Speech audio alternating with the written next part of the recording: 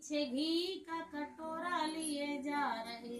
अब कोई कुत्ता को घी को कटोरा ले जाए, क्या कहे देवी देवता ने वो भर के चढ़ाए देव करे दीपक, तो वो दीपक को आप लोगों ने देखो मंदिर में बहुत से दीपक ऐसे कुत्ता झपट के चाय को खाए।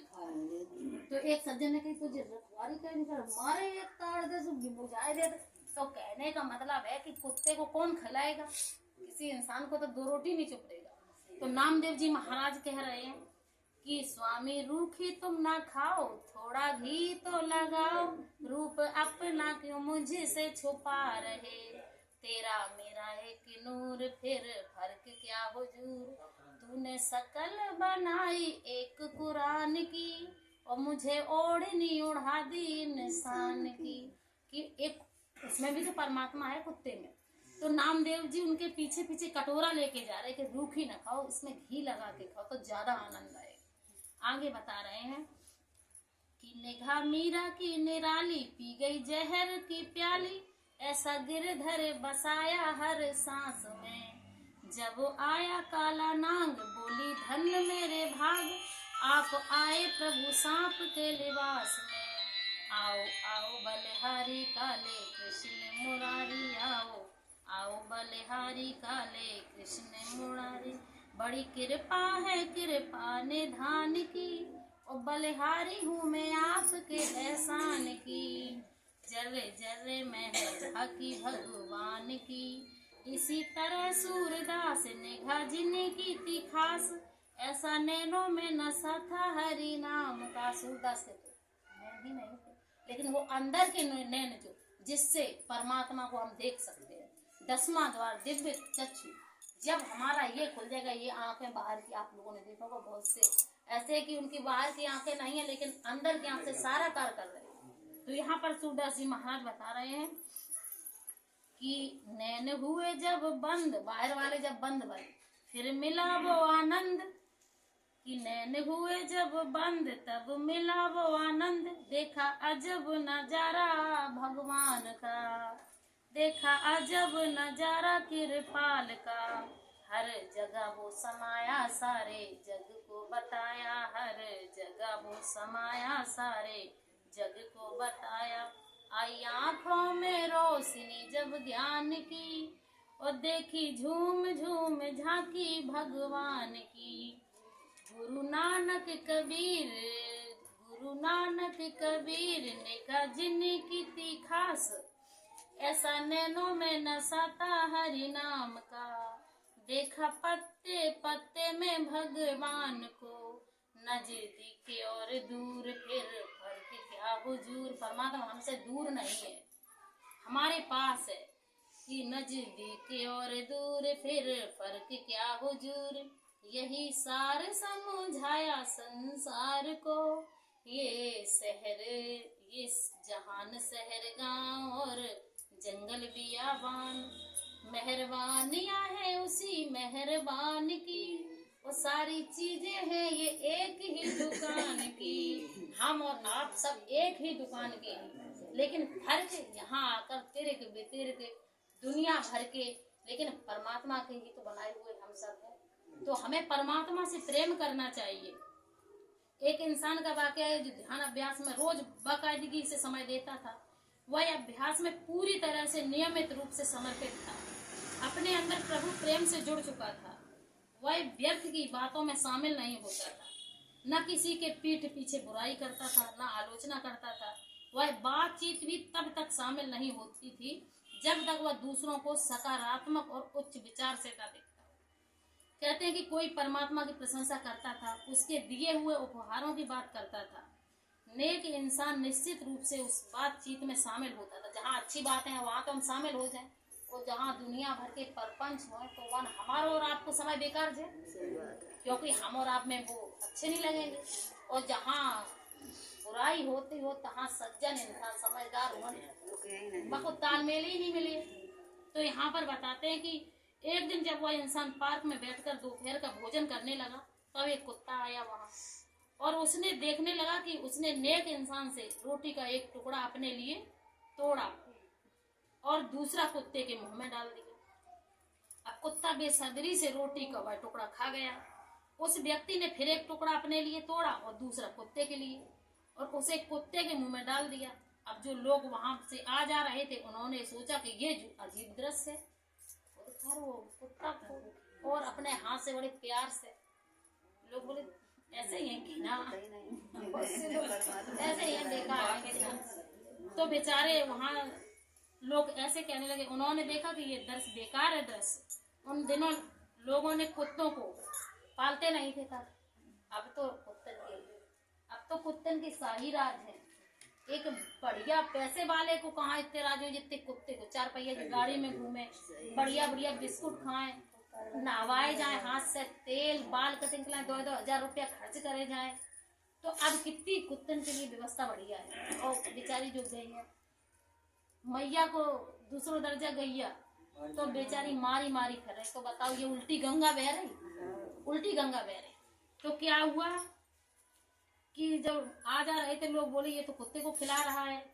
जब देखा कि नेक इंसान को कुत्ते के साथ भोजन बांटते देखा, तब उसे बहुत ही हिराकत भरी नजर से देखा कि ये इंसान कुत्ते के साथ बैठकर ऐसे खाना खा रहा है, अरे राम, जैसे वो दोनों एक दूसरे के करीबी मित्र ऐसे खा रहा है। अब चारों तरफ खबर फैल गई और नेक इंसान का दिमाग वास्तव में हिल गया कि ये दुनिया वाले बड़ी बेकार है, खवाए हम रहे, हम भाई प्यार से कुत्ते खवाए, इन्हें दिक्कत का हुई। तो बेचारा सोचने लगा कि बेकार है ये लोग। और बहुत से लोग इस अजीब दृश्य को देखने के लिए आने लगे, भीड़ हो गई इकट्ठी और उस ऊपर हंसने लगे, उसका मजाक उड़ा रहे थे, ये बात फैलाते रहे कि ये तो बेकार है। पूरी तरह पागल हो गया है जो कुत्ते के संग ऐसे खा रहा है जैसे कोई छोटा बच्चा ना खा रहा हो। तो जब उसे घरेलू आए लोग तो उसकी भीड़ बहुत बढ़ गई। उसे महसूस किया कि उसकी शांति भंग हो रही है। जी आए दुनिया के हमें पागल बताएं कि कुत्ता को अपने संग खिला रहा है, बेकार है, बुद्धि नहीं है। तो बेचारों अंततः उसने भीड़ से पूछा कि आप लोग मुझ पर क्यों हंस रहे हैं। लोगों ने जवाब दिया कि तुम्हारा कुत्ते के साथ बैठकर भोजन करना व्यवहार अजीब है। तब उस नेक इंसान ने कहा क्या आप नहीं जानते कि प्रभु ही प्रभु के साथ बैठा है। अब बताओ, समझने की बात है। तो उस नेक इंसान ने कहा कि प्रभु ही प्रभु के साथ बैठा है। उसको इस उत्तर से लोगों को यकीन दिला दिया उसने कि वास्तव में पागल है। अब लोगों ने सोची जब मैंने जवाब कही कि प्रभु ही प्रभु के साथ बैठ कर प्रभु बताता हूँ, अब तो लोग कहा कि अब जो सांसे पागल है, भू कुत्ता है और जेव कुत्ता है। उस नेक इंसान ने कहा क्या आप नहीं जानते। अब तो भैया लोग बड़े परेशान। अब उस नेक इंसान ने कहा कि मैं प्रभु के अंतर में देखता हूँ और इस कुत्ते में भी मैं प्रभु का रूप देख रहा हूँ, इसीलिए प्रभु ही प्रभु के साथ बैठा है। और जब परमात्मा से भक्त एक में एक हो जाए तो जो परमात्मा का रूप है वो उसी रूप में रंग जाता है, उसी में समा जाता है। तो क्या हुआ कि उस प्रभु ही प्रभु को खिला रहा है। तब उन लोगों को ये समझ आ गया कि वह नेक इंसान ज्ञान और जागृति की उच्चतम अवस्था तक पहुंच चुका है, वो वहां तक पहुंच चुका है। अब भीड़ में से एक इंसान ने कहा कि हम माफी चाहते हैं आपसे, आप पर हम हंस रहे थे, हम आशा करते हैं कि आप हम पर गुस्सा नहीं करेंगे। उसने एक इंसान ने उत्तर दिया कि नहीं, बिल्कुल नहीं, मेरे ख्याल से आप भी बुद्धिमान हैं, प्रभु ही है मेरे भीतर विद्यमान, प्रभु पर हंस रहे थे। तुम्हारे अंदर परमात्मा है, हमारे अंदर है, अगर प्रभु इसका आनंद ले रहे हैं तब भी मैं खुश नहीं। ये कहानी आध्यात्मिक तरक्की को सही दर्शाती है कि जब हम अपने भीतर प्रभु की ज्योति देखते हैं तब उसे दूसरों में भी पाते हैं, और जब हम अपने अंदर ही नहीं देख पाएंगे तो फिर हम दूसरों को कैसे दिखा सकते हैं, नहीं दिखा पाते। एक वे सज्जन थे तो बेचारे ट्रेन के मास्टर थे, और जब ट्रेन के मास्टर थे तो वहीं वे लेटते थे। अब तो भाई जब उनकी रिटायरी हुई तो घर पे आए, अब उन्हें घर पे नींद ना आए जब तक वे ट्रेन की आवाज न सुने। अब घर वाले बड़े परेशान कि इन्हें तो ट्रेन की आदी हो चुके हैं, खाना पीना खाएं और बिस्तर लेके जाए कहाँ, पटरी वहीं स्टेशन पे सोए। लोगों ने पूछे तुम तो अब रिटायर हो गए, अब तुम क्या करना, कि जब तक हम ट्रेन की आवाज धड़ धड़ वाली नहीं सुन लेते हमें नींद नहीं आ। लोग बड़े हंसे कि तो तुम आवाज के आदी हो गए। बोले कि हम बहुत कोशिश कर रहे थे जैसे हम दूर हो जाए, लेकिन हम घर पे हम खूब सब सुख शांति है, लेकिन हमें नींद नहीं आ जब तक हम जब सुन नहीं ली। एक वहाँ में बुजुर्ग थे, बड़े बुद्धिमान थे, कि बोले कि तुम जब ट्रेन की आवाज के इतने दीवाने हो, अगर तुम परमात्मा के ध्यान में लग जाओ तो जा आवाज तो तुच्छ, जब तक चलिए तब तक रहे। और जो परमात्मा की जो आवाज वो तुम्हारी यहाँ पर भी संभाल करेगी, वहां पर उन्हें कछु पल्ले पड़ी। बोले है तो कैसे का हो? अब ये तो भाई बहुत बुद्धिजीवी थे, महापुरुष से जुड़े हुए थे, नामदान लिए थे। तो बोले कि हमें तो फिर ऐसा करो कि आवाज हमें परेशान कर रात में, कि हमें अंदर से आत्मा बोला चलो जल्दी चलो वहीं सो चलो। तो वे लिवाए गए महापुरुष के कुटिया में। उनने किया इन्हीं से जहीं उन्हें बैठारो, अभ्यास कराया ध्यान पर, जहीं ध्यान लगाओ।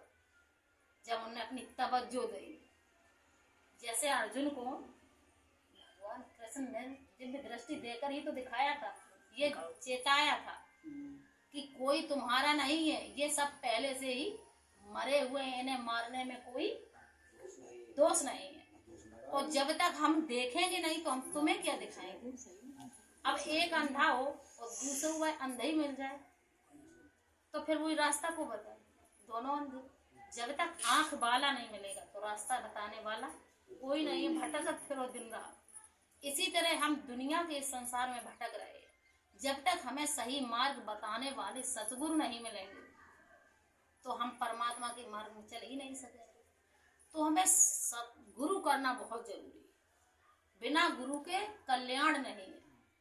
रामकृष्ण से को बड़ो तिनहु ने गुरु कीन, और तीन लोक के नायका गुरु आ गया। तो जब हम परमात्मा के अधीन होंगे, जब हमें नाम की दौलत मिलेगी। अभी महाराज जी लखनऊ में आ रहे हैं 13 और 14 मार्च, वहां पर नाम की दौलत लुटाई जाएगी। अब जिसने ले ली हो वो तो बड़ा भाग्यशाली है, और जिसने नहीं ली तो वो वहां जाकर वो दौलत का अधिकारी बने। और नाम की दौलत लेकर ये मनुष्य का जो शरीर मिला है, इस शरीर का कल्याण करने का यही एक साधन है कि हम नाम की दौलत लें और परमात्मा का भजन करें।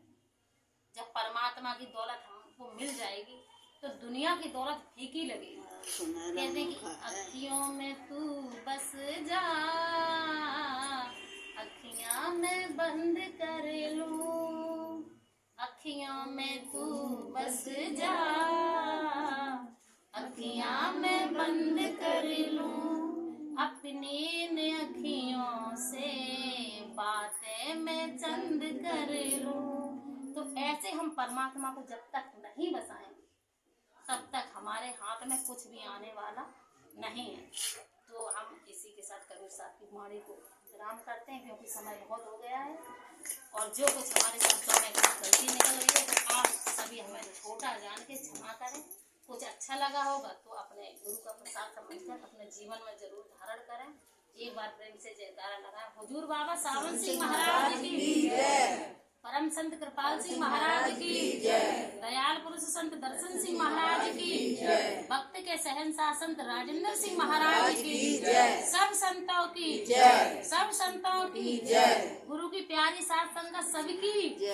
ऐसे ही आप यहाँ ज्यादा से ज्यादा लोग आते रहें और सत्संग का लाभ उठाते रहें। धन सतगुरु।